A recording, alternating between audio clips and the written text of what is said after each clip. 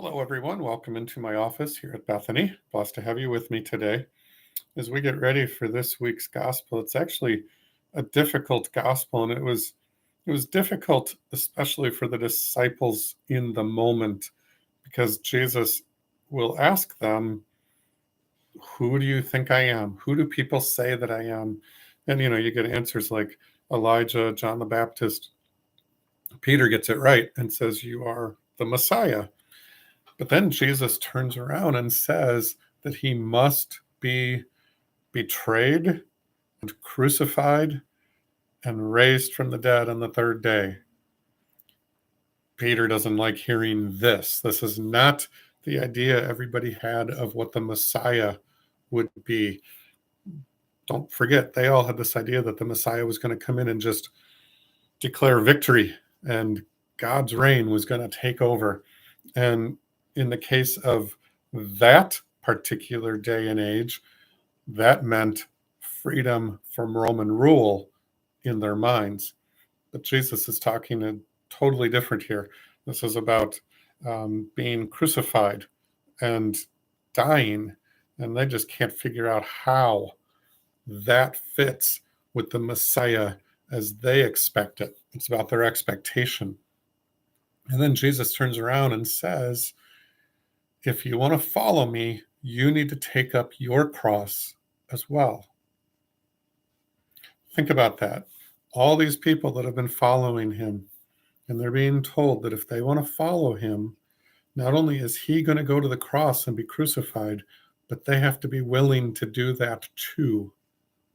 That would be a difficult lesson, difficult order to take. And so you do over time see some of the followers kind of back away, but the 12 disciples stay right there with him. Peter Peter really struggles with this, understandably so. I think all of us would. I think every one of us would struggle with this particular lesson, this particular gospel. So, what does it mean for us? What does it mean to take up your cross? It's about sacrifice, right? Jesus makes the ultimate sacrifice. He literally gives his life for all of us. It could be that. Obviously, people have sacrificed their lives to save others. Part of the 9/11 story related to the plane in Pennsylvania is exactly that, a group of people giving up their lives to protect others. But it doesn't have to be about giving your life physically. It could be giving your life in the sense of service, giving away time that you spend on your interests, your hobbies, your family to care for others. That could be giving of your life. We see it in various ways around here, people who, give of their time for other people and so on and so forth. See it in hospitals, nurses, chaplains, so on. You especially, by the way, see it with volunteers in schools, whether that be teacher assistants that are not being paid, volunteers in the schools, parents who go in and read, things like that, the classroom mom, whatever, or coaches. Sometimes coaches are paid, sometimes they're volunteer, and they're giving of themselves. They're sacrificing in order to teach the next generation or coach the next generation.